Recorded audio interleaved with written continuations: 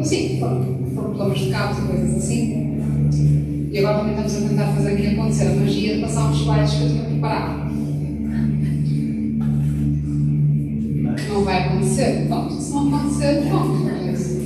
Eu improviso e entretenho, vamos ver como é que corre. Quem está aí desse lado, malta, finalmente isto começou, podem vir, é mesmo a sério.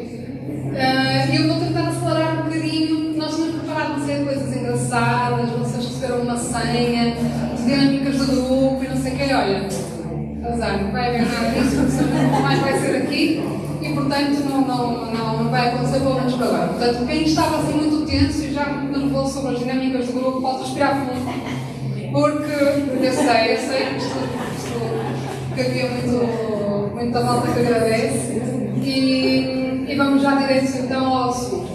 Para começar, eu tinha aqui algumas ressalvas para fazer. Para começar, porque eu sou péssima nestas coisas e esqueço-me com frequência, são os agradecimentos.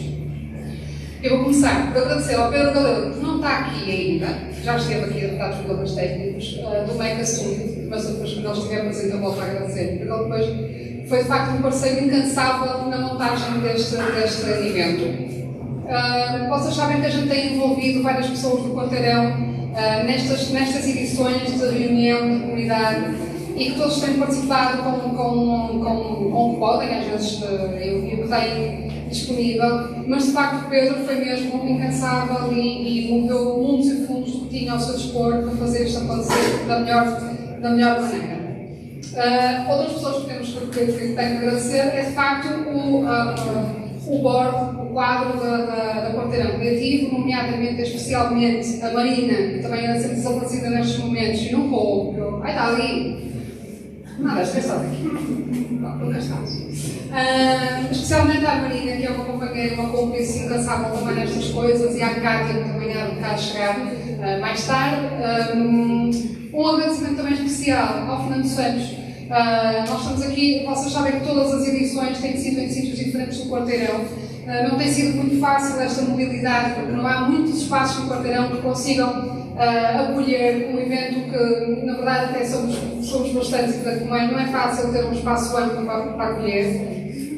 Já estivemos no CCB, já estivemos no canal 180 e agora desafiamos o Fernando a acolher-nos numa altura que também é uma altura especial, que é uma altura de celebração de 30 anos da galeria, que faz este ano 30 anos e que, na verdade, também tem um peso muito especial para a nossa história de quarteirão Bombarda, porque sabemos que esta foi a primeira galeria a ser instalada aqui no quarteirão e que foi disputando o aparecimento de mais de uma concentração de galerias e que essa concentração de galerias foi disputando uma aglomeração de negócios criativos que, obviamente, tiveram outros players, outras pessoas envolvidas também muito determinantes nessa formação desta dinâmica do quarteirão.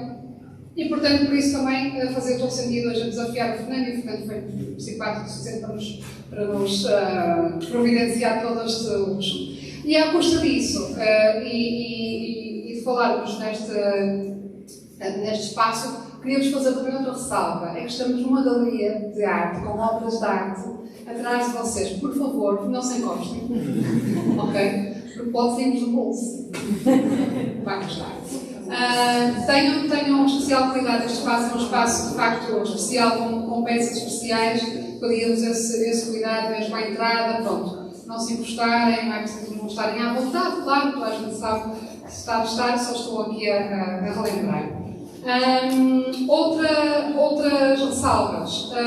A seguir a estas conversas que nós vamos tentar também cortar um bocadinho a nível de duração, que é para vocês não desfalecerem, entretanto.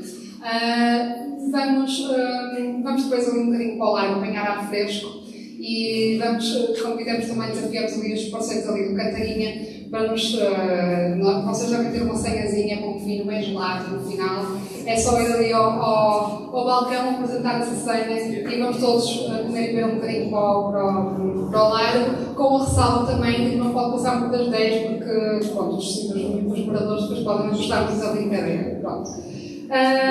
Mais coisas. Temos perguntado desde que chegaram muita gente, e mesmo antes, sobre se quererem ser associados, quererem fazer parte do movimento, quererem estar mais por dentro do que se passa no quarteirão, destas coisas que a gente anda aqui a tramar.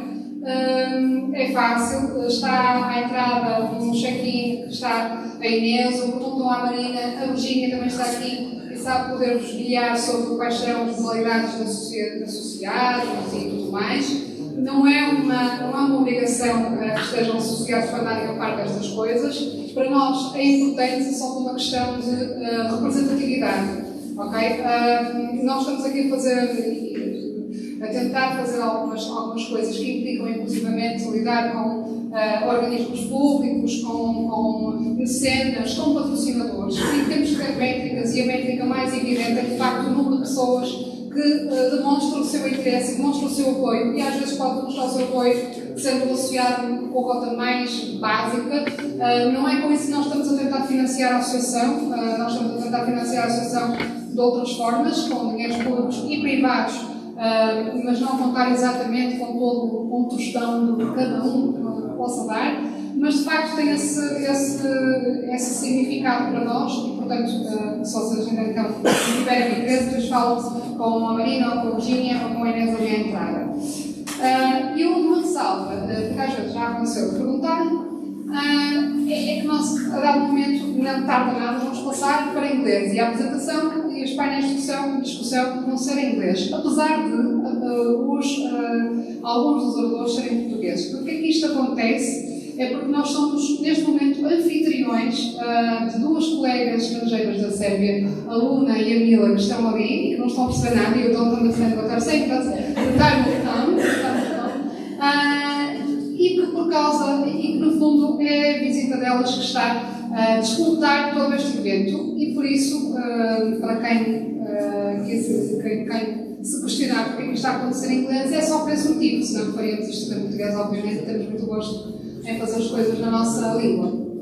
Eu esperava, depois com estas ressalvas todas, que eu veio aqui a sofisticar, que de repente queria a apresentação estivesse ali. Mas não está. Pronto. Portanto, eu vou pôr a minha apresentação aqui, que é para eu saber o que é que vou dizer. E vocês imaginam, usam a vossa imaginação para imaginar o que é que eu queria estar a mostrar. Imagens lindíssimas, obviamente.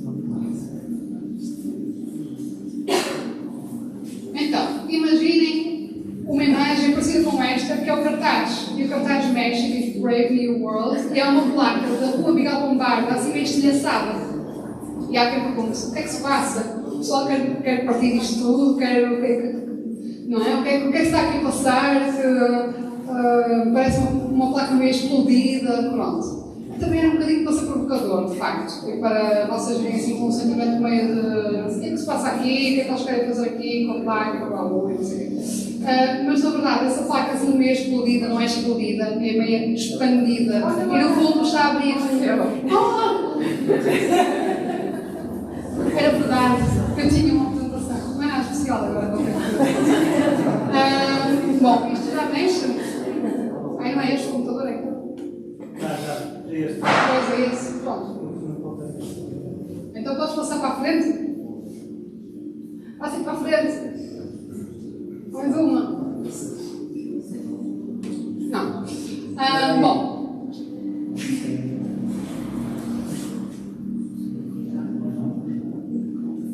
Pronto, imaginem a tal placa explodida, que não é explodida, é expandida, e aquilo está a expandir porque pelo meio há outras dimensões em Bombarda que a gente quer explorar. Uma delas é o tema desta sessão. Vocês sabem que o anterior evento foi acerca da colaboração e criatividade, e este tem mais o foco em arte e tecnologia. Isto já foi toda a vida, portanto podem passar à frente, já não vai fazer nada disto. Pronto, agora sim, já está mais... Pronto, e portanto o tema é esse, é o tema de como é que nós podemos encontrar em Bombarda, e no talento que está ancorado em Bombarda, e que não é assim tão visível ao olho nu, de maneira que podemos explorar outras formas de imaginar Bombarda no futuro. Isto porque eu acho que nos devemos preocupar sempre em imaginar o que é que nós podemos fazer e o nosso quarteirão no futuro. O quarteirão e esta dinâmica do quarteirão já é uma dinâmica muito antiga. Não estamos aqui há pouco tempo. Algumas das pessoas, e já agora estamos a falar do Fernando, por exemplo, já está aqui este sítio, não este, mas aquele ali em baixo, está aqui há 30 anos, não é? Mas as coisas tendem a mudar, não é? E nós tendemos a acomodar aquilo que já existe. E o que já existe pode, de um dia para o outro, deixar de existir, ou pelo menos da maneira que nós estamos a viver. E com isso, o que nós queremos provocar nesta geração e nesta dinâmica de bombarda que existe neste momento é nós sermos provocados precisamente a pensar como é que idealizamos o quarteirão daqui a 5 anos, daqui a 10 anos, daqui a 30 anos, pronto, vá. E isso, na verdade, passa sempre um bocado por esta vertente mais digital, mais tecnológica, que alguns amam e se entregam no coração inteiro e outros detestam e rejeitam como se fosse algo que não querem mesmo adotar. Quem é que nós somos, muito resumidamente, esta parte, para quem é que nunca veio a um evento de bombarda? Vocês são muito poucos, por isso então, se calhar, eu andava mais rápido e vocês depois fazem um trabalho de casa. Nós, de facto, a Associação Bombarda, o Quarteirão Criativo, assim que se chama, é uma associação de desenvolvimento local que foi criada no ano passado. Já tem um histórico, neste quarteirão já tem um histórico de associativismo ativo. Já houve várias tentativas que já disseram, isto nunca deu nada, frustrados, agora vai ser. Eu acho que vai ser porque agora a associação é uma associação cultural, é uma associação de desenvolvimento local e visa não só o desenvolvimento cultural, mas também outras dimensões, nomeadamente.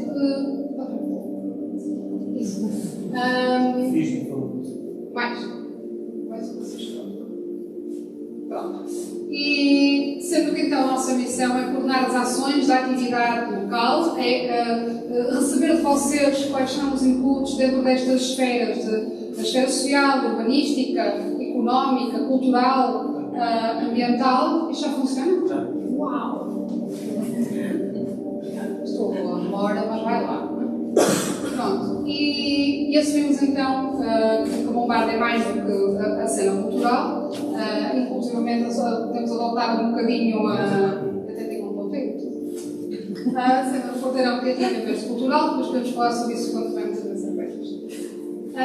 O que é que se passa em bombarda? Isto é o tal ponto de situação que nós tendemos a fazer nestes eventos, aproveitamos estes momentos para vos pôr um bocadinho a par do que é que se está a passar. Porque nós vimos cá, de vez em quando, e dizemos andamos a fazer isto, andamos a fazer aquilo, ou a tentar isto, a tentar aquilo outro, e depois temos que vos dar algum feedback que vocês merecem saber se está a resultar, se não está, o que é que se passa.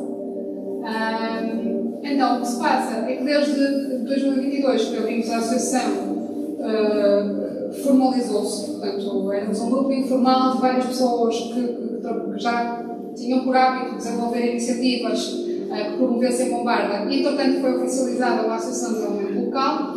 Isto foi muito levada também pela necessidade premente de criarmos uma associação oficial, uma entidade legal, porque havia uma oportunidade muito grande, que vocês também já ouviram falar, que era uma call do PRR, chamada Bairros Comerciais Digitais, aos quais a gente se candidatou e convenceu a Câmara Municipal do Porto a apoiar e a liderar essa candidatura, e nós estamos muito orgulhosos de como ela foi escrita e como ela está a ser apresentada, e temos muita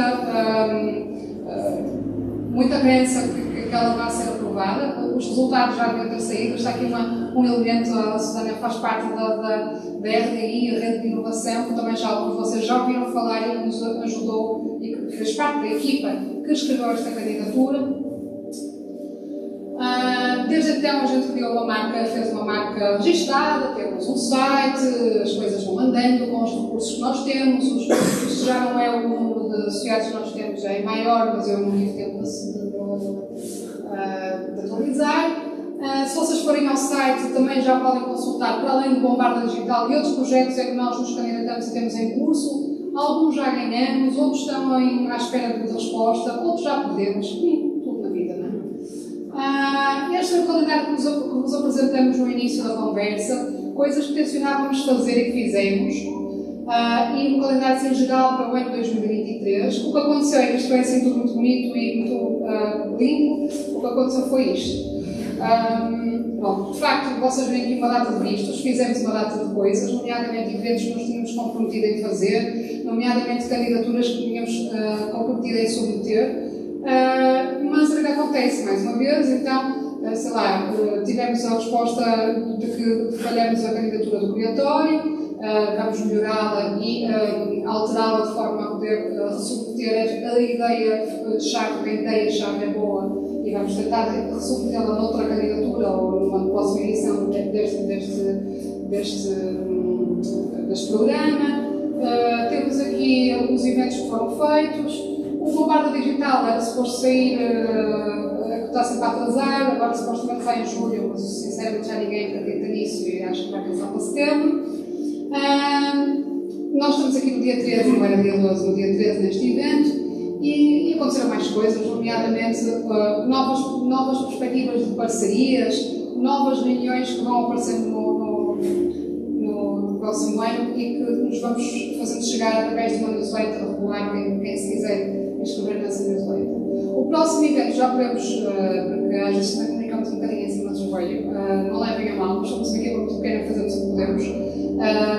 É mesmo o que é possível neste momento, não temos equipa, é para isso que estamos a trabalhar, é para conseguirmos financiar a associação de forma a termos uma equipa que possa responder de forma mais profissional aos desafios do quarteirão.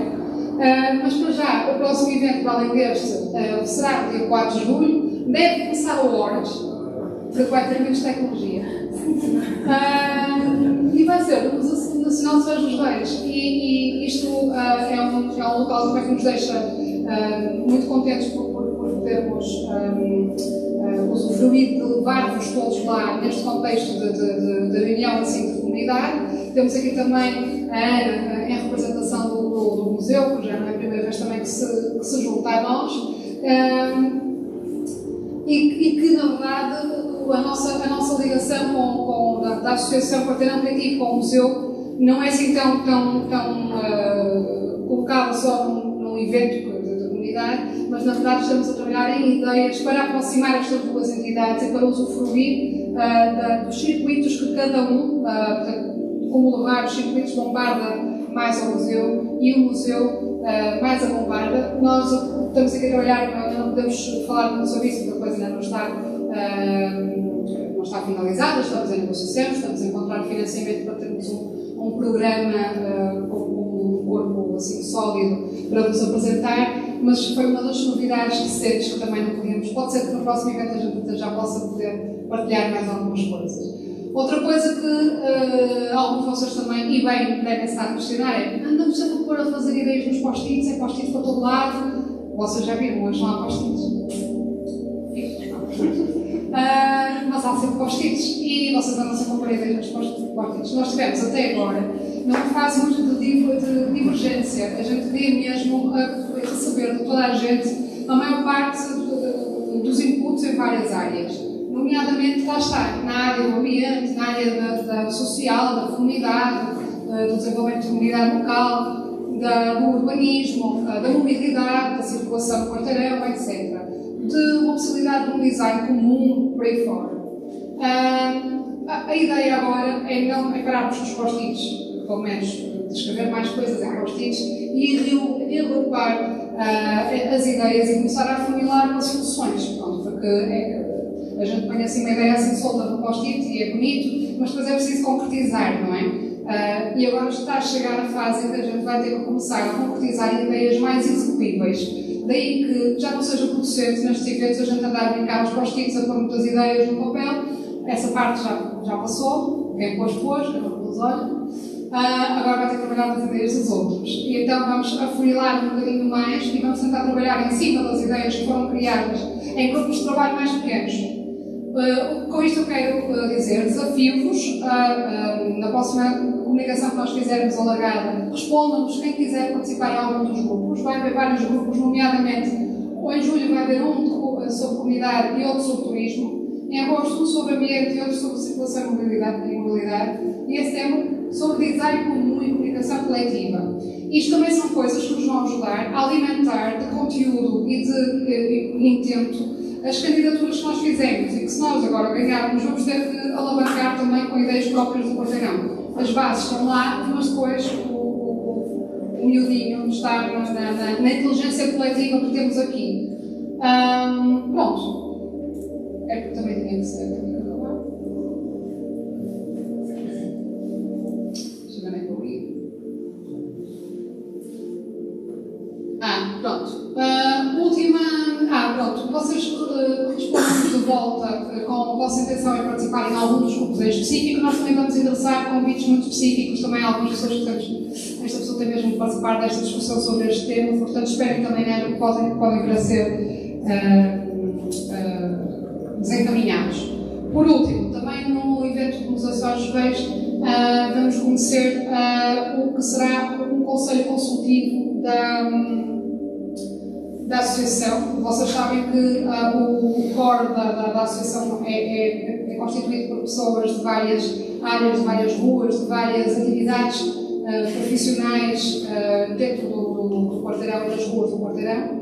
Porém, faltam-nos outras áreas que não estão cobertas com as nossas competências. Faltam-nos competências, precisamente porque estamos a ser ambiciosos. E como estamos a ser ambiciosos, precisamos de um conjunto de pessoas para além de nós que nos possa aconselhar sobre determinados temas, nomeadamente pessoas com mais experiência nesta questão de organizações não governamentais e não lucrativas, em finanças, em advocacia, na parte legal, em estratégia para a associação, para que consigamos sempre ter um plano, porque isto não vai ser rápido. Quem estiver a achar que a gente vai fazer alguma coisa muito rapidamente e vai mostrar muitos frutos assim de um dia para amanhã, se desengane, porque isso não é possível fazer isso com a missão que nós estamos a ter. Portanto, vai ser uma coisa há vários anos. E para isso temos que realmente ser muito estrategas no plano para que possamos depois, fase a fase, ir fazendo os vistos em cada degrau do caminho. Portanto, também se tiverem alguém a propor, estamos de ouvidos abertos, não vai ter muito tempo para essa call, porque a gente quer realmente criar este conselho consultivo em breve. Se conhecerem alguém que devia mesmo fazer parte deste conselho consultivo, porque é mesmo incrível e vai-nos dizer coisas incríveis, a gente vai aprender imenso e vamos conseguir levar a associação mais longe, por favor, partilhem connosco, ok? Mais à frente do nome. E quem é que dizia ali? Pronto, isto é o último assunto de todos. Nós estamos a fazer uma petição para um esclarecimento por parte da Assembleia Municipal. Nós, em fevereiro, fomos à Assembleia Municipal perguntar em que ponto é que está a questão do palacete Pinto Leite, porque foi prometido ou foi vendido um bocado mais barato, com uma promessa de cumprimento de uma função cultural que não está a ser desempenhada. Há uma festa de vez em quando, assim, um bocado, não sabemos muito bem qual é a lógica, porque também não conseguimos chegar à fala com as pessoas. E, portanto, remetemos agora um documento, um pedido de esclarecimentos à Provocateur do município e, como nada do que ir à Assembleia Municipal nem a corredora tem uma resposta certa, estamos a usar o direito de petição, porque o direito de petição precisa mesmo de ser respondido a 90 dias. Há aqui um documento que explica um bocadinho melhor a situação, que vocês podem ler, também vos posso enviar, mas ia aproveitar este momento em que estamos todos juntos, para pegar uma caneta e se comprovar a nossa petição, então isto depois andar a rolar e enquanto estiver uma cerveja lá fora, assinam uma folhinha, se acharem que devemos saber, portanto é um bocado por aí, nós queremos saber em ponto está e que não está esquecido o escrutínio da Câmara Municipal a um contrato que foi feito com uma condição específica do usufruto da sociedade em geral e bastante importante para o nosso quarteirão, neste caso. E sim, acabou. Porquê é que nós estamos aqui? Porque é um projeto chamado Penthouse. E este é o momento em que eu vou passar a falar em inglês, para poder também incluir na conversa as nossas convidadas. Eu há bocado disse anfitriã, não disse? Nós somos anfitriões. As nossas convidadas da série. Então, we are here because ECHN, European Creative Hubs Network, has this program and has this good practice of challenging creative hubs from all over Europe and to match and to exchange good practices, to put them in contact.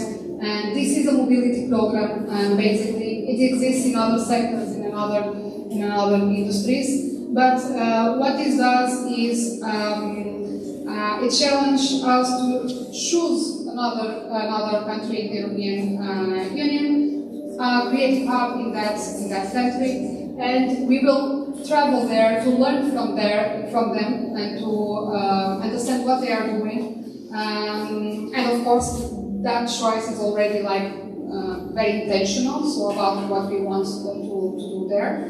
And in this case, they will come back and also visit us in the same program with the same intent of knowing us better.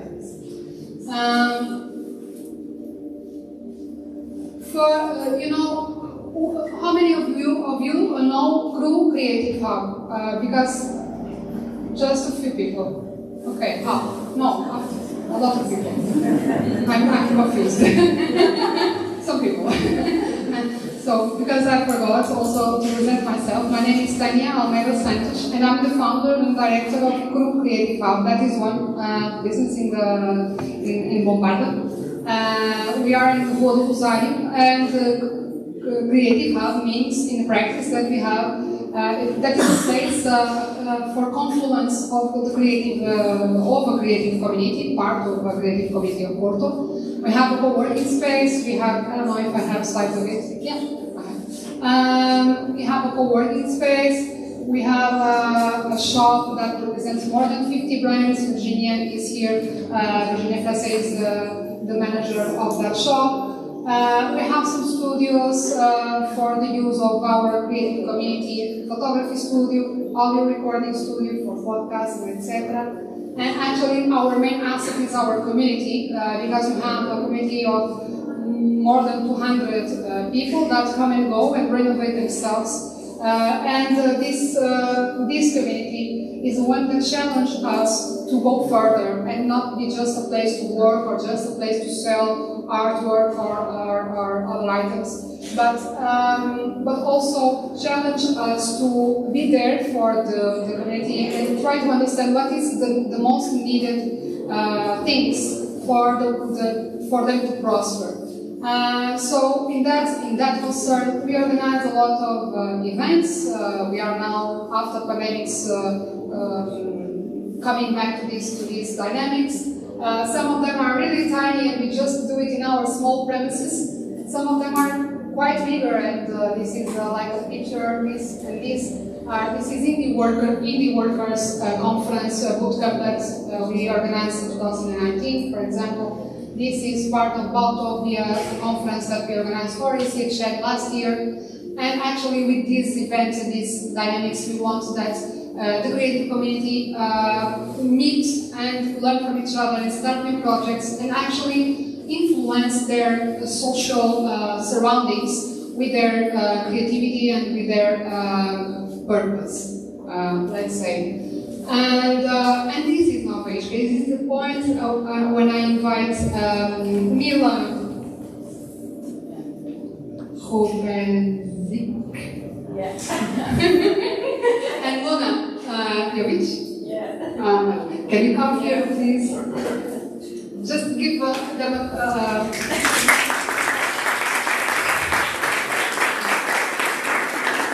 because they were so brave. They were like all this time not knowing a word of Portuguese, and I mean, do you want to sit for a bit? Oh, so many microphones. So I just wanted that. So we visit a crew went to visit Nova Ischgl. Nova Ischgl is in Belgrade, Serbia, and we chose them because they are awesome.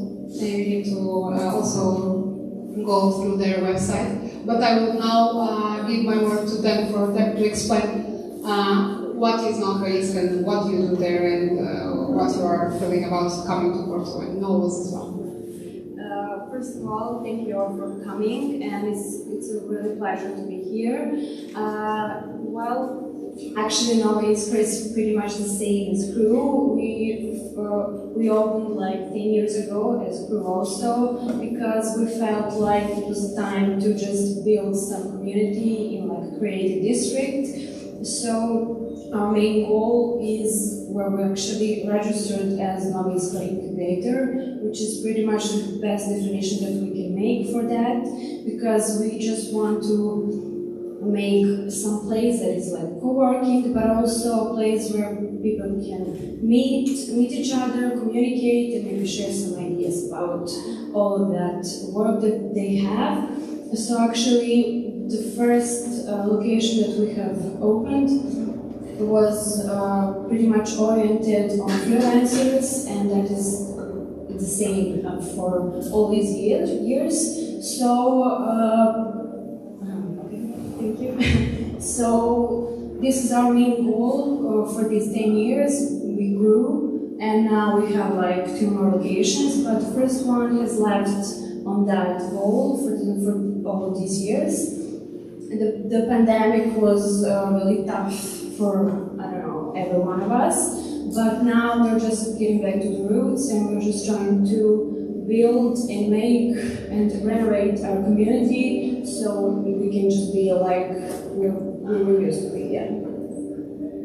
Yeah, this works? Yeah. So, hi, yes. I'm Luna, and I'm the manager of Savamala location.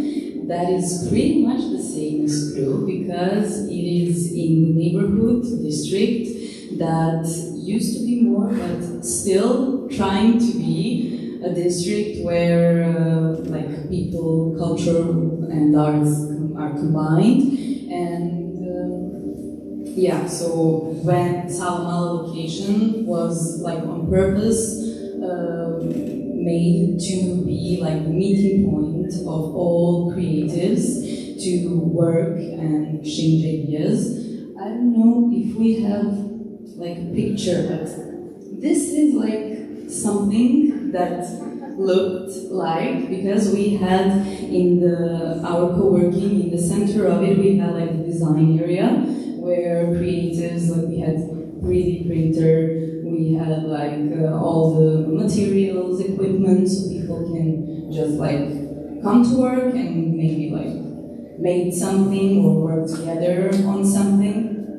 So let's see if we have some, but never mind. Yeah. Okay. Also, what we've been doing and still doing is organizing events similar maybe to this, because we have huge spaces. The smallest one is basically like this gallery. So we had a big like space to organize events for our community and also for a wider community, like not for our co-workers, but also for like other like freelancers, digital nomads, etc. And yeah, this is the actual location, so this is like a little amphitheater, as we call it. And what we are proud of is one of our events or projects that is called Belgrade Gets Digital. This is a program that has been going on for the past 2 years, and it started like a project to like also like combine all digital nomads that are coming to Belgrade, but also people that are from our co-workings, to just basically like mainly for foreigners that are just staying or living in Belgrade, to know like what are the main events in Belgrade, what are like some creatives like programs, or just to talk with each other and to present their work, their like startups or whatever they have. And that's what are we having like on this Friday.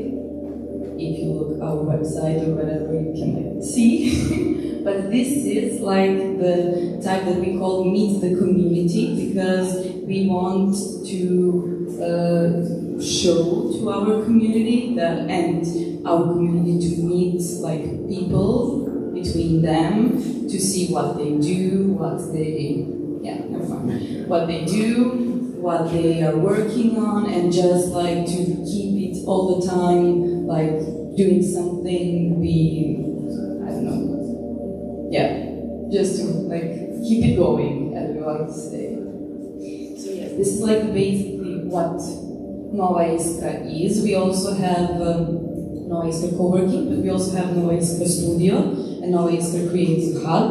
Nova Iskra Studio and Creative Hub are mainly focused on cultural and art projects. our colleagues Nana and Ivan are in charge of that, and we we can be like co-producers.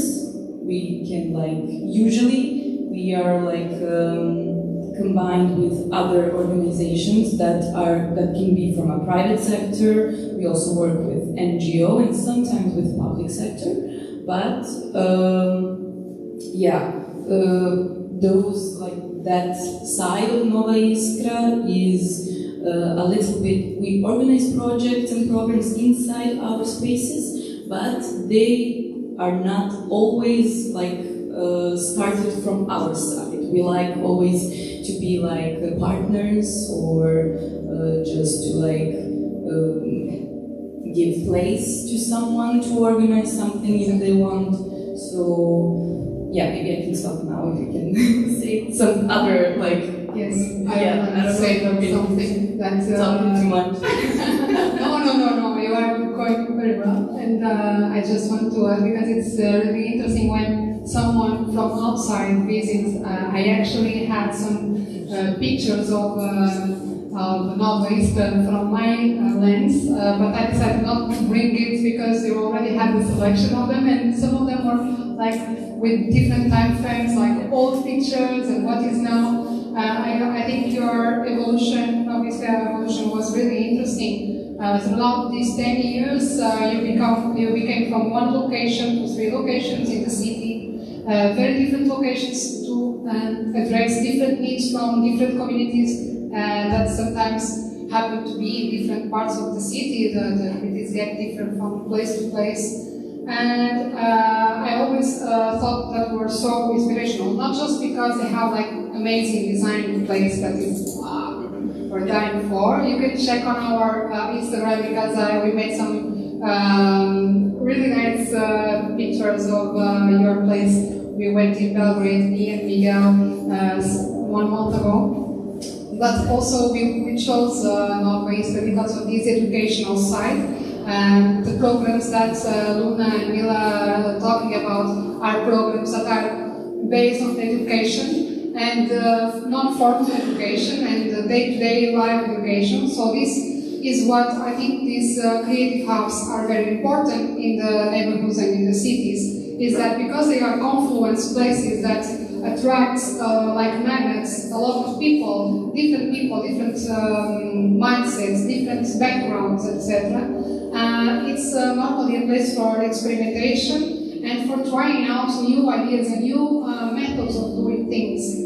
And I did include on my presentation pictures from, I'm just bring this, and this is so stupid because the sensor is not there. It's not there. My brain is not good. But I made some pictures of Belgrade in general, specifically in the Čumić neighborhood. It's not really a neighborhood, it's a district, an area, right? And with this Belgrade design district, and actually is a place that includes a small mall, a small commercial center that is abandoned, or it was abandoned for a lot of years. And then, voila, who is there? The artists are there, right? This is the same story in every place, that normally things are just in a bad shape, and nobody cares, nobody wants that place because it's falling apart. And then artists see that as an opportunity to do something. And actually, this place, I visit this in 2016 and I visit now in 2023. And actually, there's more and more places in this neighborhood, in this area. I didn't actually made all the pictures of the shops themselves. I was more interested in how is the dynamics of how they work and how do they organize themselves, how do they, because I was comparing it to Bombardo, of course, my interest also about this. And I spoke with this guy is like a super nice ceramist called Igor that told us a little bit about what are the dynamics of that creative area. And it's quite similar. So people just self-organize and turn a place interesting place that worth to visit, and then gentrification comes, people just are like put away for the more peripheral areas because, of course, artists bring value to those places, rents go higher, places want to be bought after all, after it's not just the same. So there's a lot of different interest on those places and etc. And actually, it was telling me because I was asking, do you plan all together? Do you work with your problems together? Are you organized as an association or as a legal? I said, no. We fix the floor because nobody is fixing the floor, so we call who is going to fix the floor, and through 2 or 3 says I'm going to fix the floor. They do actually they fix the floor in a very creative way. They put some small tiles and they create designs in the floor that is broken, etc. And I was are you self-promoting the district? Are you on? Do you have a website? Do you have Instagram, etc.? And he said, maybe not, because we don't want to call so much attention to this place. So for one side, they wanted to sell more, they want to have a more prosperous business, but the other way around is, if I put my head up, maybe they realize I'm here, and maybe it's better to keep it this way. So these kind of struggles are everywhere. And one thing that I really understood by the Igor speech is that the lack of, they are in a collaboration, but they don't really work together. And that's because people are busy, people have their own businesses, they have own things to do. And so coming back. And my question is, like, we are now thinking about it, is can we replicate the model of creative hubs? Because creative hubs and co-working spaces are not new. All the architects know that they were working together in shared spaces for all the years. Shared spaces, collective spaces are not new. All the time people do that. What's the difference is that we turned it into a service and we provide it to a group of people that don't need to care so much about the daily and the micro management things. And I wonder if what we create with dynamics inside our creative hubs can be replicated in a bigger scale, in a scale of a neighborhood, perhaps in a scale of a district. Could we do that? And for this question, and because we are trying to run after the 45 minutes we closed at the beginning, and we need to give some place to others. But also this conversation about digitalization and the role of technology also becomes important in this, because for us to be organized, for us to be in touch, to act collectively, we need also these digital tools and the technology itself. And also, as creative districts, maybe technology crossed with art and creativity also have a different role on our specific cases. I'm still making the bridge between Bombardo Digital project, that is a project that we were challenged by the government to find ways of prosper relying on digitalization. And there's all the kinds and all the levels of digital models. What do you think about it? Yeah, well, I think that that is our future, for sure, and we just need to be sure that we have it in our hands. So maybe it was the time just for us to make sure that we are just doing what we can with it and not just put it to be in charge of us. So we are the ones who, like, creative hubs can be the place for gathering and the place for just control of our community, like the neighborhood community, which is really nice that you have it here, like Bombarda, and that mall that you have here, that you're just putting in a very central space of it. And like in Belgrade, we don't have like that. I mean, we have a material, we have designers, we have artists, but we are really not better and not fixing the things that we have and we can. So I think that this experience that we had here is actually give us so many ideas that we can apply in Belgrade because we have so much space for that, and I think that maybe it's our duty to do that. And the atmosphere is like that. That's what we've seen for the past like 1.5 years, because people coming from like all this COVID and everything, they started like coming to our spaces. All of our spaces are full. They're just saying like, we need like, first of all, we can't stay home at all, but we need like socialization. We need to be interacting with people, and they like, that's what we've been seeing, like that they really like coming and like talking to people, exchanging ideas. So we need, I think, to just take this moment and use that energy that is like coming from them and to channel it, because as you were saying, like first, what is different between like co-workings and Belgrade's shared space, yeah, is that we have like managers. We have, as you, Tanya, as Mila and me, someone that can like put all people together, as you said, and just like use that energy, atmosphere to produce something bigger. Yeah. I also feel that our communities are full of energy and purpose, and they want to be more impactful on their surroundings. And I think that's, for one hand, we have people that are already in the business and they are doing the day-to-day life, and they are sometimes tired of putting more energy in trying to change things and don't really know how to.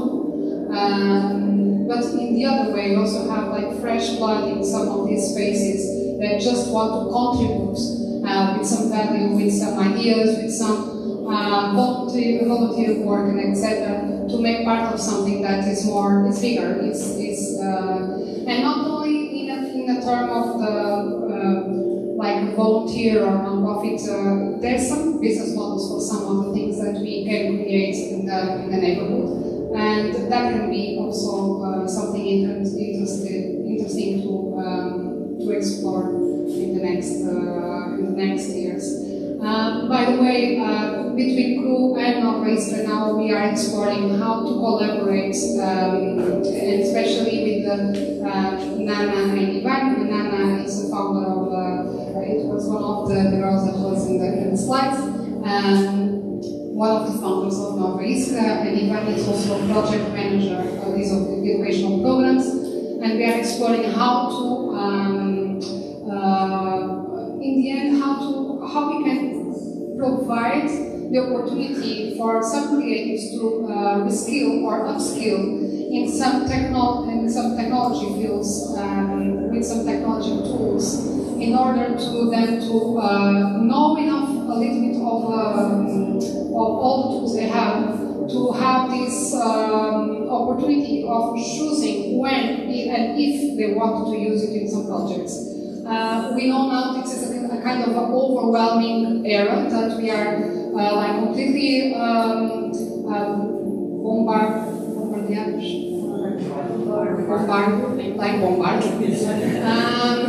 with new technologies or new artificial intelligence functions and whatever, and it's almost every day. And with this overwhelming bombarding from all over, I personally watch two trends. One is like of wanting to know everything and be on top of surfing the wave of digital and digitalization and technology. And another one is the total rejection of it, because I cannot deal with one more app, I cannot deal with one more software, I cannot deal with one more function or whatever. And I mean, we have this DigiArt meetup 1 month ago, maybe 3 weeks ago, it was very interesting to understand this kind of feeling of people being overwhelmed with, okay, now I need to know everything to be useful, to do some creative work nowadays. Or for the other way around, like to be completely analog and to be completely, okay, come to the roots and basics and do everything with my hands and be like.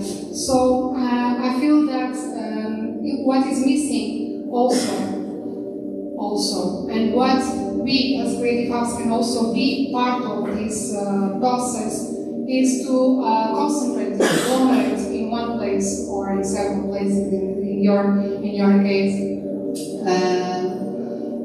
This knowledge that can be accessed by creatives and used when they need. Because we cannot wait for our universities to do that role or the formal education to do that role, we know that. But also, this is the kind of discussion we are going to have in the next panel. That leaves us a little bit like with the sense of what we are going to speak is exactly, should we go that way? Is this what things are becoming? Is this the cure for all the pains to go digital with no looking back? Or maybe you should be careful and suspicious and trying to create some barriers or limits on what we want to do. And also, it's very important, this discussion, especially for us. This is not like a trend topic to get on it. Also because we are in this project of digital bombardment. So also, it's a bit of, it's in our hands what we do, or what we plan, or what kind of projects, what kind of solutions we bring in digitalization for this neighborhood. Do we want to have 20, 30, 50 LED panels in all the corners of Warner? Maybe not. Do you want? Okay, it's not on the project. We didn't put that. But I'm kidding with something that is serious and how to distinguish what makes sense and our own development, cultural, but also urbanistic and social, and the development of a community, a local community. And this discussion is not like about are we going to check all the boxes or no, we don't want that for us. So what is the limit? What is the membranes on this topic is something that we are going to discuss in the next panel. But as I know that a lot of people is like super hot and maybe wants to refresh a little bit, let's make a small pause, grab some water, go to the bathroom, whatever, and then we come back to welcome our other guests that are already like over there. I'm seeing them like rolling their eyes when it's my turn. Thank you so much.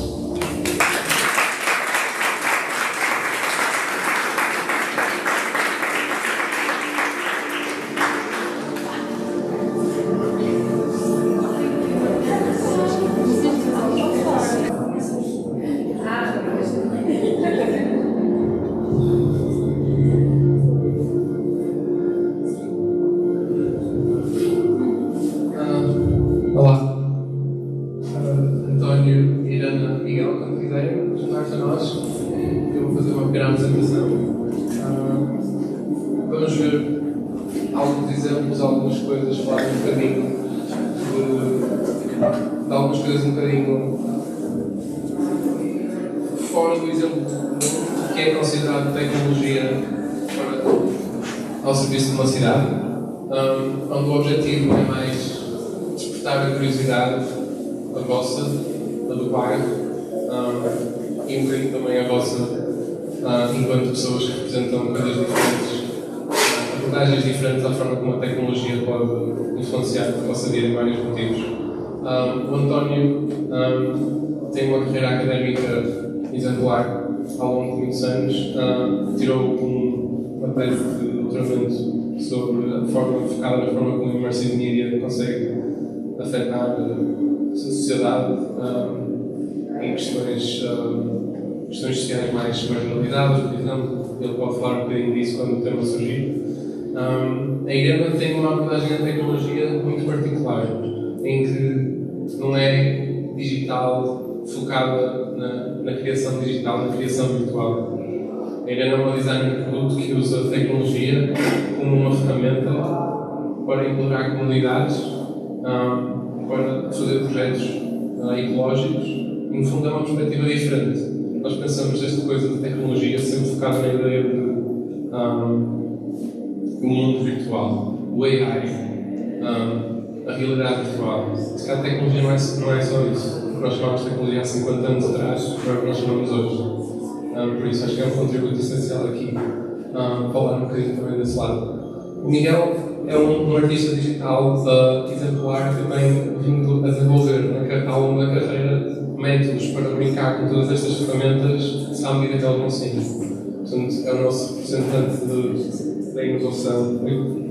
da inovação e um bocadinho a pessoa que é simultaneamente uma usuária adepta de quase todas as ferramentas que existem, é ao mesmo tempo muito estético em relação ao que isso quer dizer.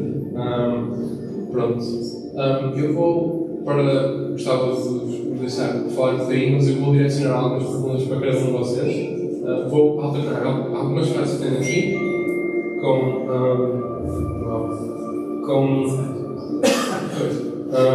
alguns vídeos, para provocar algum pensamento. A primeira coisa que tenho aqui a citar é mesmo sobre o título.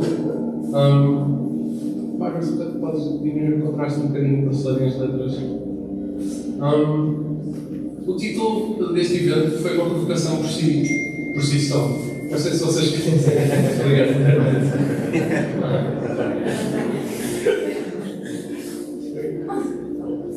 Ok. Pronto.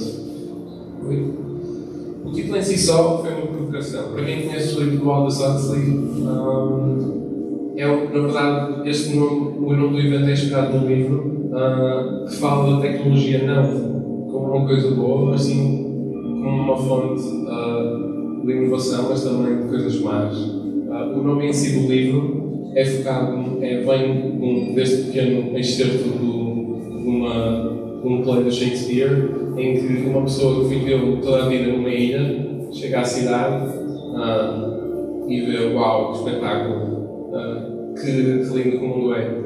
E depois o resto da história dá conta que, na verdade, a sociedade não é assim tão bonita como parece. Eu vou passar muitas vezes um bocadinho o vídeo que estava a passar no início, que fala um bocadinho sobre o fascínio que nós temos por este tipo de ideias. Cyberpunk cities are vast collages where strange and often shocking juxtapositions await on every corner. The future folded into the past and vice versa. Cities are like compost heaps, William Gibson told the Paris Review in 2011. Just layers and layers of stuff. In cities, the past and the present and the future can all be totally adjacent. For Gibson, the hallucinatory mishmash of stuff captured something true about experience in the new information age. The vertigo of accelerating change, the dizzying spectacle of globalized media, the feeling of being drowned in consumer goods with barely a shelf life before obsolescence. Disjointed imagery had power because life was disjointed, and because we were. Maybe that's why these stories comfort me. Cyberpunk turns those messy feelings into a place where it's no longer necessary to resist the splintering pressures of society because the fight's over and we lost. All that's left is to submit to carnival sensations. In the cyberpunk future, I can let go. There's a relief in that, even a feeling of oneness. Think of the monologue Boy Batty delivers at the end of Blade Runner.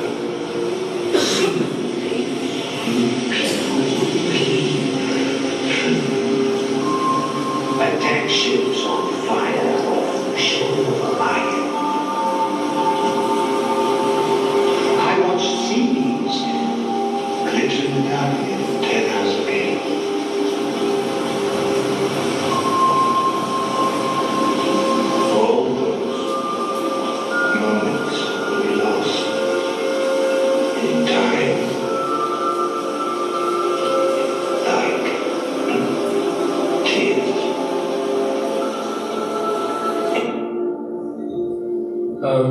Por isso, a minha primeira... O quê?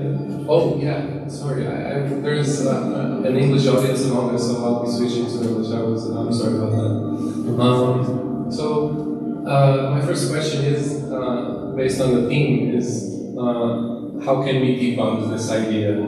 Is this actual future that is helping us get somewhere, or are we being fooled with an idea, a seductive idea of the future that is both good and bad? This is kind of a tough question to start from, but my question will be much more direct, and I can start with you, António, which is, how do you think these innovations that are being talked about daily are myth because we've seen them time and time again, or are they actually meaningful ways to improve our lives, daily lives? How do you see this little balance? Thank you so much for that question, and bye everyone. That is too profound for my intellectual capabilities to try to reply to you in a kind of a proper, coherent response that unfolds with all this kind of ambience that we created around us. First of all, thank you everyone for staying up at this time of the day. I know that most of you are waiting for some food outside, but thank you for inviting me. I can only talk from my experience and sort of what I feel towards technology or an idea of the future to become, or this constant idea of living the present as this is the momentum, but then the future is also the present. My relationship with technology in general is something that mesmerizes me, but like a good physician, I'm not deeply in love with it. And so I'm always coming back to very organic substances and materialities and ways of connecting with people again, and family and friends and stuff. We are cluttered in technology every day. My feeling about the future as an artist and as an academic and as a human being is it's daunting. There's moments in my life that I find myself thinking about that. I have glimpses of moments where I will feel comfortable about the future in terms of where we're going as a society, how we connect with others. And then there's moments when I feel this is all fake and we're living in a kind of a new matrix, or whatever you want to call it. But mostly what I think is that my idea is I don't detain myself too much thinking about the future. I just keep on doing stuff. And yeah, so it's, I don't know, I think motion. That's more than an idea. Yeah, I don't know. It's I have a cool video to show just on the next subject. It kind of ties into what you're saying. Of course, I didn't know about that. There you are, go for it. I can share this now. It's a cool video that you remember these commercials, these old commercials that used to sell technology in this super, very optimistic way that we don't see anymore. And this kind of reminds us that there's still this idea of hope behind this, and kind of what ties this all together. In this uncertain and bewildering world of personal computers, the Tandy 2000 stands apart. In power, speed, and graphics, the Tandy 2000 is clearly superior.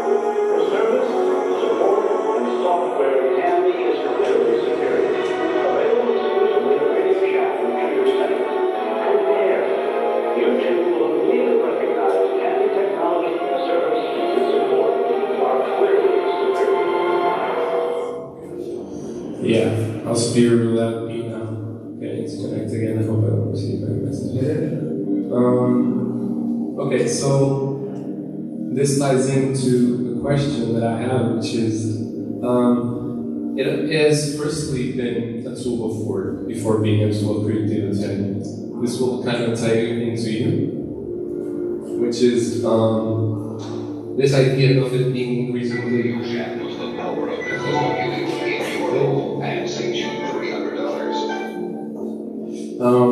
And this idea that it's being increasingly prevalent, especially in our work. How do you feel that is impacting your life to kind of have to learn a tool every day to stay on float? And or if you have any advice to give, like, do we dive into all of them? Do we wait a few years to see if they're going to get anywhere? What are your thoughts? I think there's like the two sides of the same coin. I work in a software company that is always selling like innovation and trying to convince everyone that the future is made around software. What I see from that perspective is that a lot of the times we are dealing with people and businesses and a generation that it's like out. It's like we rejected them, or they feel rejected by the technology and by the innovation. And I think we have like the mission of embrace, embark them and help them so they can take part of like the new economy and be also favor. That they can like enjoy the benefits that come with technology. But in the other hand, I also see the people that like jump right away for any new technology. Which is AI right now. Yeah, but for Apple Vision maybe. Yeah, like there's like every day there's a new thing. But what I've been seeing and researching lately is like actually seeing what happened in the .com bubble. That's like a perfect thing to see and research if you want to understand what is happening now. Because in the .com bubble, like in the 2000s, like the late 90s, like we had ads as the one that you just showed, like telling that the world was changing, like the next day. Like the same thing that we are seeing with crypto, with NFTs, with AI. Like we are always like with this idea. They are always something that the moment to change. Now that you need to be aware of the new things that are coming out. If not, you will be out.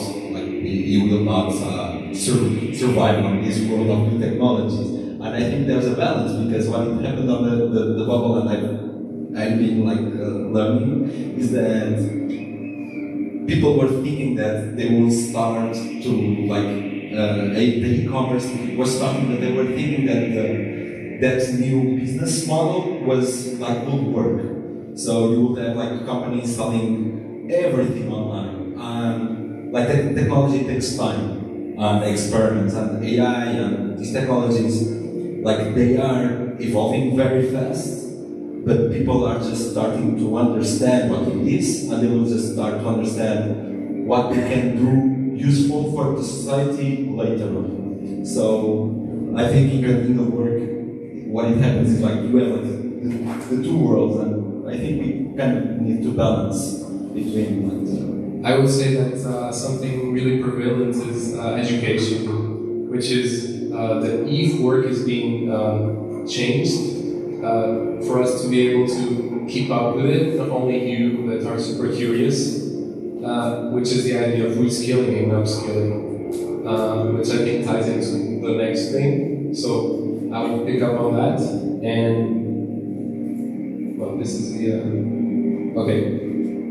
So I think one of the things that is really important here is to bring us all into the same boat. I can look around you and see that most of you are more or less in the same age. We're kind of millennials or Gen Z, and in this whole neighborhood, one of the reasons why we're motivating all these talks is kind of how can you bridge the gap to these generations. And I have some video. This is getting progressively more hopeful during the talk. So I have this little video from Davos, which is this expert talking about like the potential for reskilling.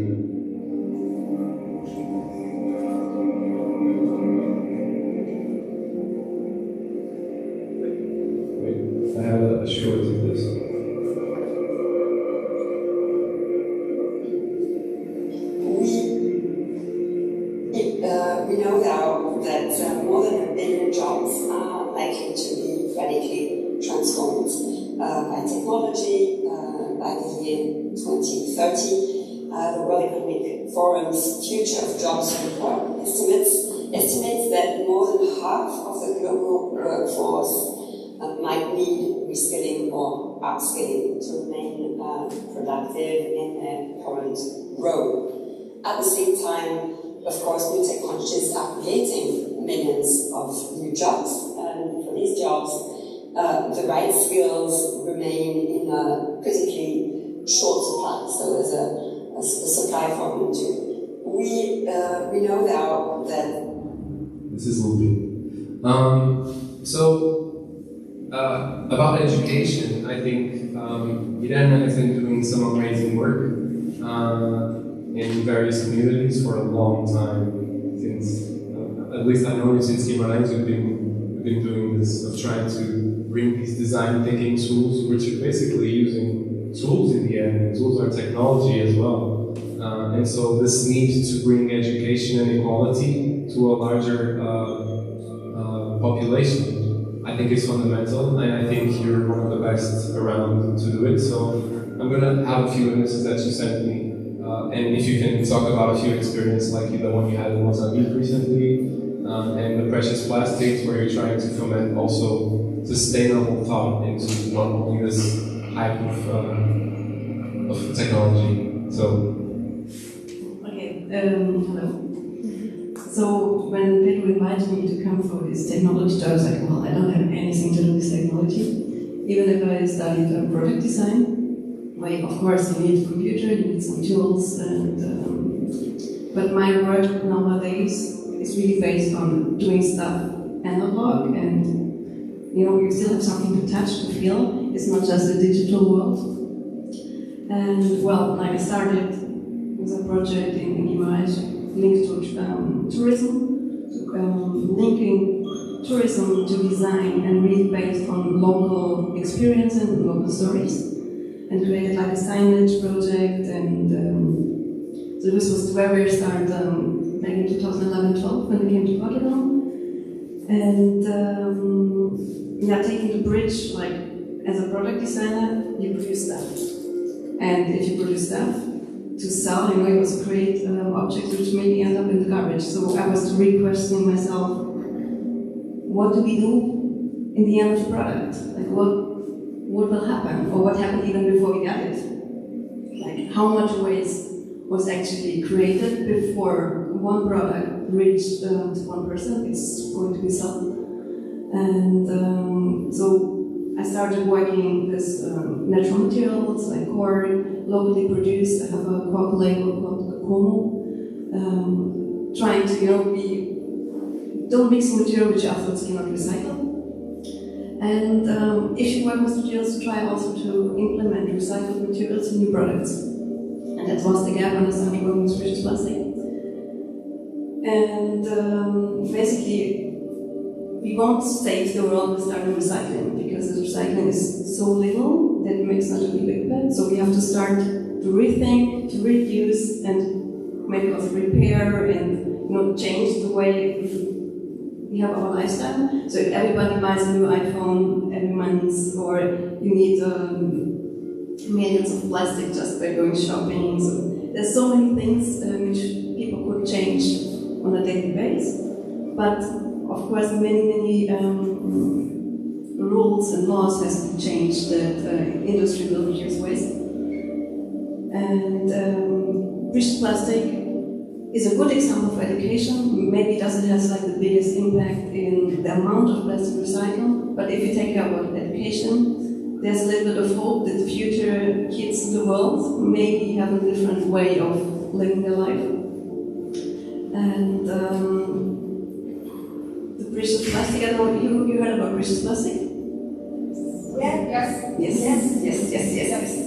Because we are based in Porto, Precious Plastic Portugal, and we try to recycle 100%. So we don't use any new plastic. We have machines which are kind of do-it-yourself.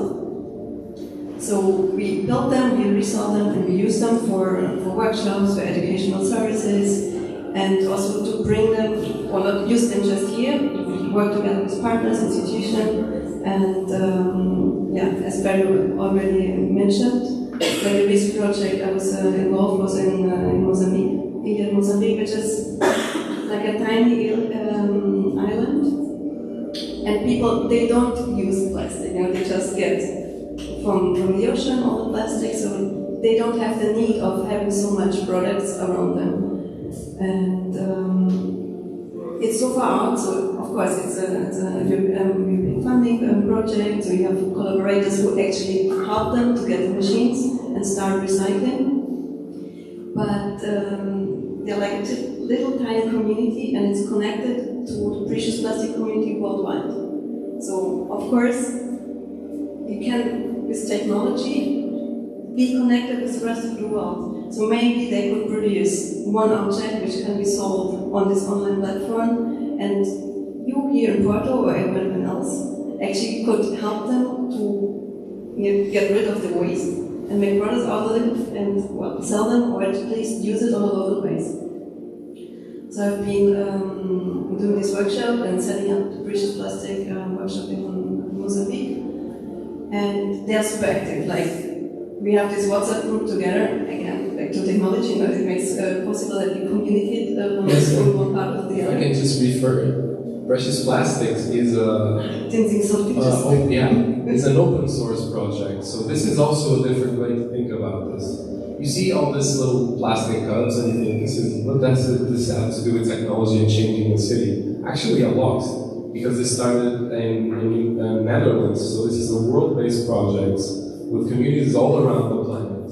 So they're using technology and the internet to allow for all of this. And it's an open source project, where it's not Google that is doing this, it's just people that are improving the machines, and they're making them themselves.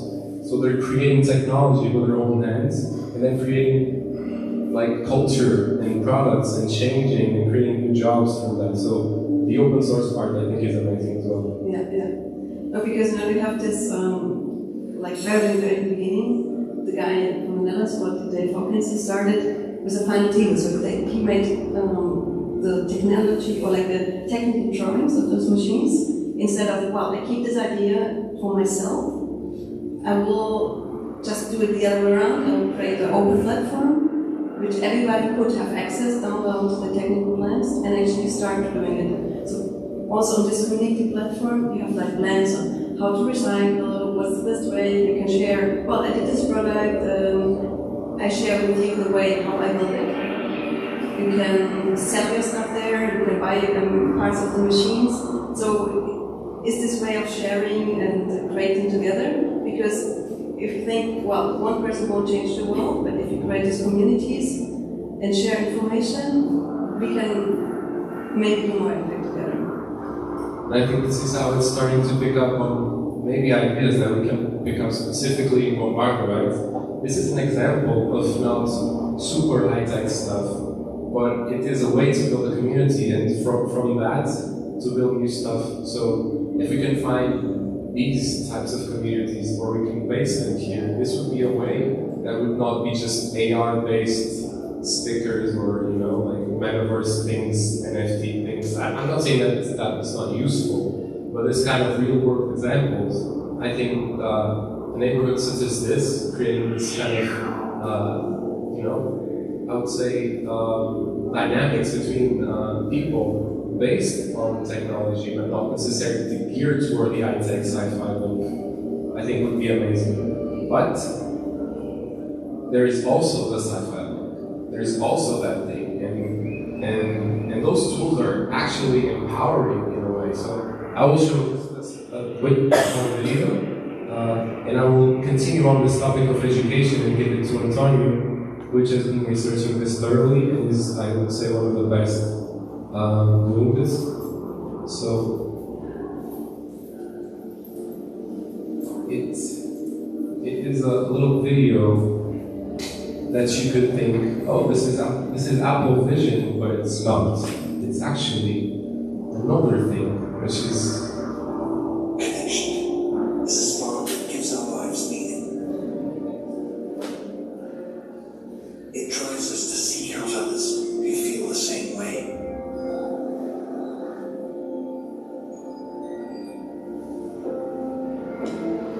Okay, why don't you put it down and we'll take a look together. Hey, Mara, what you got for me? To find those who share our views yet offer different perspectives. So listen, Challenge us with new ways of seeing. Deepen our understanding. And enrich our lives.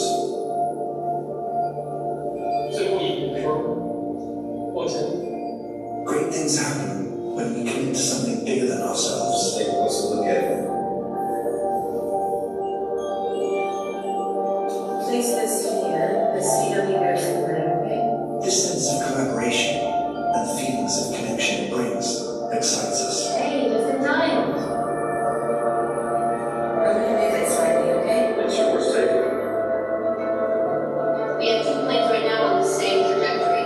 As we put people first, technology fades into the background. It feels like anything but. Asia, what do you think? Head 30, raising it to 800. We'll be clear for approach. This changes the way we see the world, and in turn, changes the world we see. These numbers are looking great, actually. There's promise in the possibilities, and what we see and create next will stretch the imagination. Morning, sir. Morning. Slowly coming towards the dawn. A world without boundaries. Good job. Better than yesterday. Yeah. Excellent. Slowly bring a world where technology enhances, not limits humanity.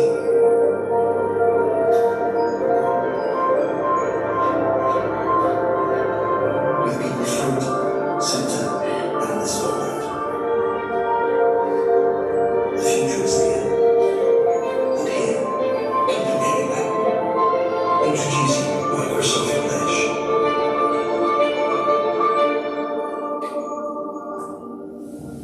So this video is really interesting for 2 things. First of all, wow, I'd like to live in that future.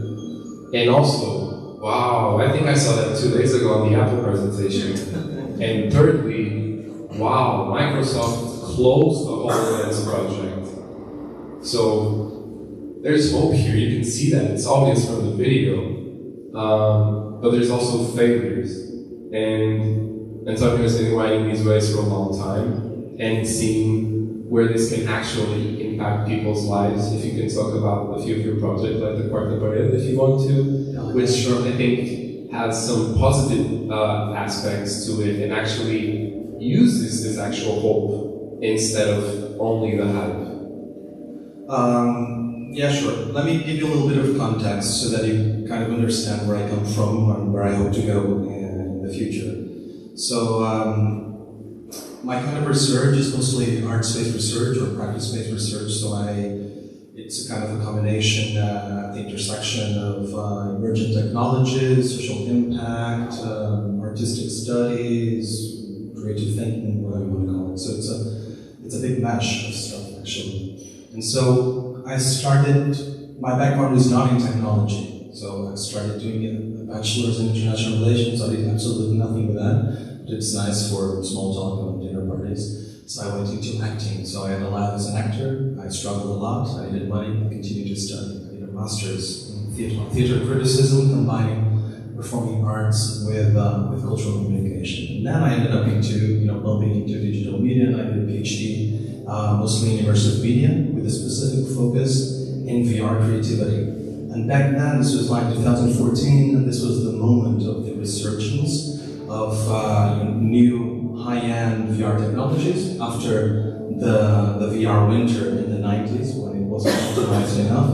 And I worked mostly with 360 video. And what I did, which I think was an excuse to make it fun for my PhD project, was I traveled the world and I worked with distinct communities, with very distinct human geographies and mindsets. So I worked with communities in Albania, I worked with communities in Norway. You can imagine the difference between these macro mindsets. I worked with struggling young people in Madeira Island in Spain. Coming down to wrapping it up to something useful and insightful, hopefully. There was something here that usually pervades my line of work, or that sort of impulses it, which is this idea that technology needs to fade into the background, and the human factor has to be at the center. What I ended up understanding is that there's a lot of talk about new technologies and empathy, and how this is going to help us connect with each other, and how this is going to improve co-creation, co-working. I'm going to be in a rainforest, collaborating with an engineer from the Netherlands, and that is going to be so smooth and nice, and so eco-friendly and green-friendly. And by the end of the day, what I understood is that we are kind of trapped into this agenda that is almost like a lifestyle agenda for being socially engaged, like being a world citizen. Like I go for 1 month to Africa, I put it on Instagram, and suddenly I'm so preoccupied, as a person with what is happening there. I'm not saying that everyone should be engaged in trying to do sustainable, durable impact in communities. We can't all engage with that. What I'm trying to discover, and I've been working this since 2012, 13, is that I'm happy what I like to call micro impacts. What I mean is that I mostly did the creative outputs of my research are 360 video documentaries, short documentaries, like 10 to 15 minutes. So my target was not getting those documentaries on the festival circuits, because that's what usually people do. So I could get like the socially engaged prize at Tribeca or Sundance or whatever kind. So what I wanted to understand is that who actually needs to see the socially drenched topics that my documentary films talked about. And so when I was in Madeira Island working in Cabra de Lobos, which is quite different from being in Funchal in the epicenter of tourism, I understood that, okay, I don't need to show this film to a lot of people. I just need to grab a few politicians from the municipality and get them on the same room and show them. And of course, it's different if I show them with VR glasses, because they feel as if they are actually there, all of them. And they're actually machines of empathy then. Sorry? And they become machines of empathy, right? Yeah, you know what? I don't believe in empathy, because because I think it's just a buzzword. And if we really go deep into the process, empathy is only but the beginning of a process. This idea of putting yourself in someone else's shoes, if you really think about it, you're sort of stealing their shoes. So I don't want to put myself on someone else's shoes. I want to start by that. That would be the beginning of the spectrum. So I want to, feel empathy, but I want that to move towards some kind of compassion when I'm not stealing your shoes, but I'm standing by, next to you, and I'm kind of compassionate about it, and there is some kind of agency, palpable, tangible agency, and not just saying that I'm going to donate €1 for some cause. Okay, so, and I don't know, this can be controversial, Then if we go into VR, we talk about emotional geography, because there is a full embodiment of your body in this virtual world, and that's crazy. You just went 3 slides ahead into, I will get back because I want your opinions on that, because I think creativity, but I want you to continue on this, because that's one side, but actually the other side that you have is to empower communities that are maybe don't have other ways of expressing themselves. Like you were helping this person from Israel, from Palestine actually, to express himself. And using this technology, and using the hype of it actually, kind of hijacking it in this micro-scale way, I think it's a great lesson to learn, because maybe sometimes like trying to invent the next big thing is not as helpful as helping your neighbor, which ties into the whole thing here. If you can help someone from a specific shop, a specific place, it might turn into something that can impact real change instead of hype change. If you want to continue on this, I would love to have your feedback on your project. Oh, you're going to continue right now. I thought you were going to do a little bit. Okay, sure. Yeah. Sure. So this idea of micro impact. So I was kind of astonished by it because at the beginning I was kind of seduced by the idea that my projects were going to be cool and hyped, and that they're going to be on social media. And at the beginning I was a little bit that kind of world citizen who wanted to be engaged in this kind of a world agenda where authorship is more important than what you are creating might resonate in terms of emotions or whatever. So the kind of communities that I work with, usually there are communities that don't have access to these high-end technologies. So I get my backpack with all of my VR goggles and stuff, and I go to these places, and I just try to introduce these technologies in a simple way, making obviously them aware that we have very high-end technologies that can do a lot of cool stuff, but the world is not ready for it because 5G is not everywhere and stuff like that. And so it can also be kind of misleading because you're saying, so people sometimes don't even know how to use a smartphone, and you're pompous enough to go to these places and show them VR glasses. So it's not that I want them to understand what these technologies are about so that they want to work with them in the future. I just want to give them a glimpse of what is happening. And that creates a kind of creative energy that takes them away from their usual, daily routines and gives them perspective. And they can build upon that in whatever ways they want to. But it's curious because most of the creative outputs that I get from these co-creations with people that have no artistic background, let me give you just a quick example. I put together 5 kids from this neighborhood in Cabo de Lourdes with 5 students from visual design. And the students, in the brainstorming phase of the project, they were co-creating this VR documentary film. The kids from visual design, they had a lot of ideas. Oh man, they had a lot of references, very, profoundly aesthetical. And then the kids from the neighborhood had this very simple, clean, non-academic, non-formal ideas of what they wanted to tell, what they wanted to do, how they wanted to express themselves. I'm not saying that someone with, academic thought and depth and, that has had the opportunity to connect with arts in general and be in the art scene is not meaningful. It is. But it's so interesting how raw ideas are usually the best ones. And maybe us here that I think are all kind of literate in this, if we can create these small moments of interacting and creating this, just presenting them in a way that's not menacing, Sometimes people are menaced by it. So I think that's, I would love to post on some of your projects, and if you want to check out, because they're mostly just amazing examples of how to reach a community. So you just tied into all of these questions, which is kind of the role of creativity, this as an empathy, which you kind of debunked my whole slide, but I think it can work.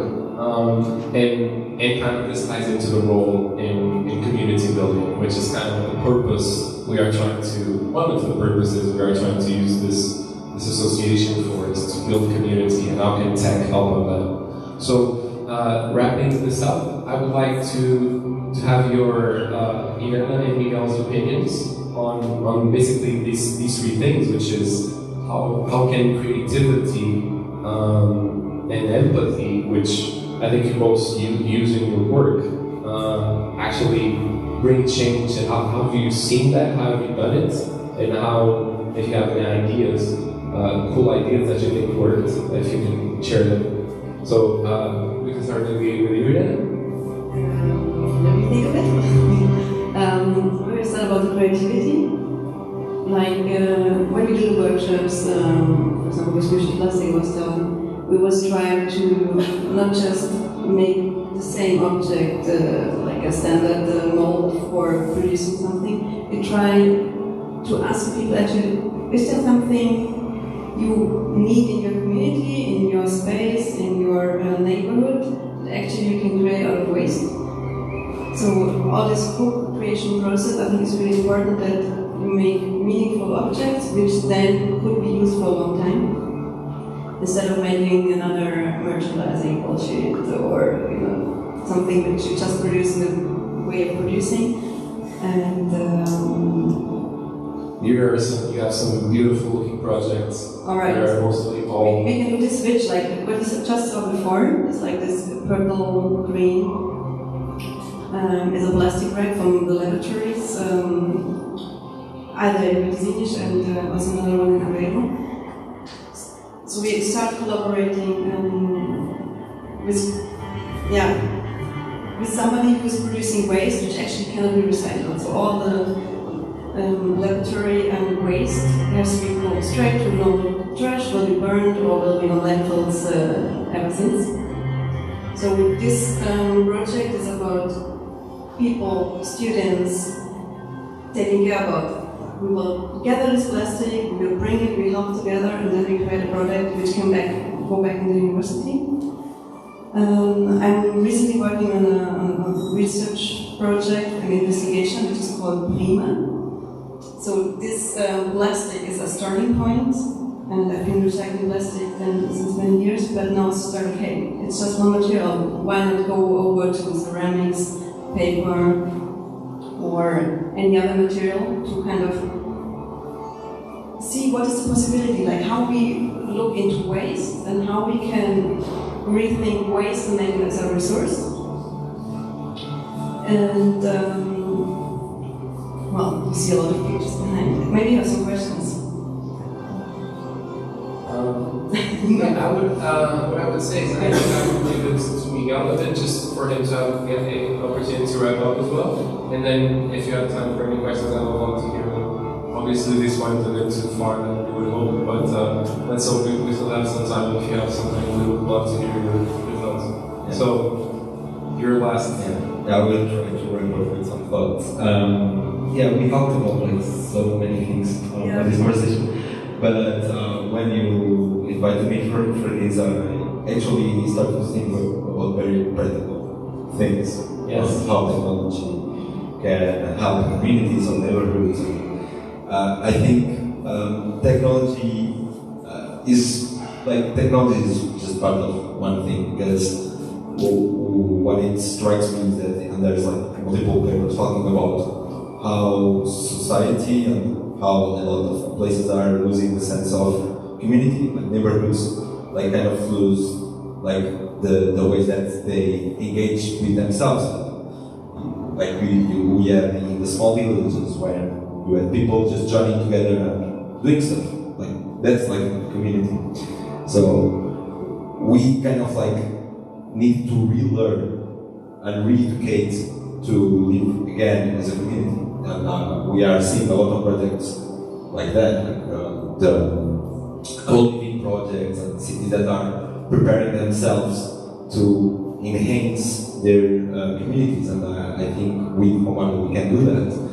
And about practical things, I just think like the thing that was announced for Lisbon, I think this week or a few time ago, that actually like technology can help, but it's not like the solution. It's just like a way of like giving a solution for the neighborhood that was like now the kids go to schools with like a guy that goes pick them at their houses, and they go all together with like a teacher or someone that is responsible, and then like technology plays a role on it because you can know when the bus is passing by, and you have a way of to be sure that your kid is safe and all those things. This is just a very practical example also. Like I see here on the street, like in Miguel Bombarda, where we have Miguel Bombarda full of cars, and how like technology can help in a practical thing. For example, give solutions for fathers parents that don't need to come with a car, like bringing their kids so they are safe in school, and in that way, like creating less clutter with the cars in the streets. I think this idea of practicality is a wonderful way to tie this all up, because we kind of went from dystopia, huge Blade Runner things, and started coming down and realizing that these micro problems, some things that you might not think of technology first as a way for a solution, might actually help more than this huge change in impact. And I hope in the coming months and in the coming years, we can use AI, we can use all these tools to help little things. Let's not tackle world poverty first, but maybe help your neighbor. And I think we should start from there.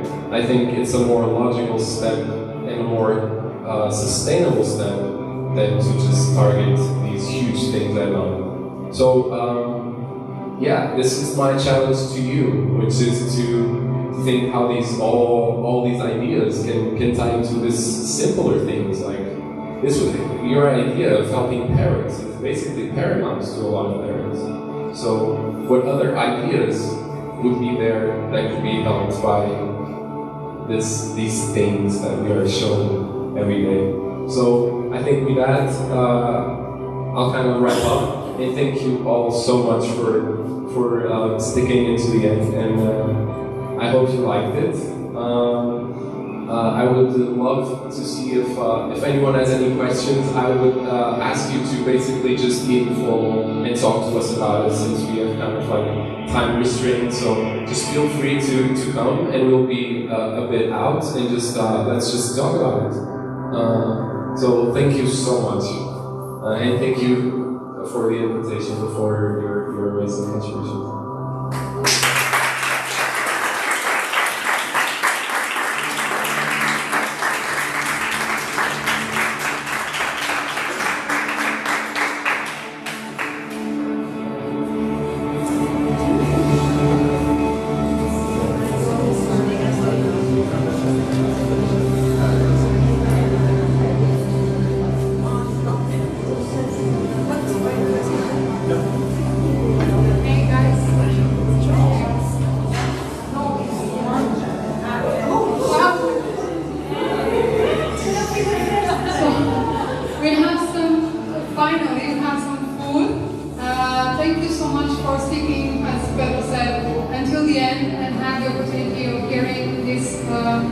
Super inspirational, but also very practical and pragmatic contribution of our guest speakers, and excellent moderation. I told you before you were here that this guy was giving everything to this event. We have some food, we have some wine, and we have still some beer. If you don't have any more speakers, please ask. We owe you that, at least in the end. And go and grab some food. It's prepared on site, okay? Thank you so much for coming and sticking around. Thank you so much.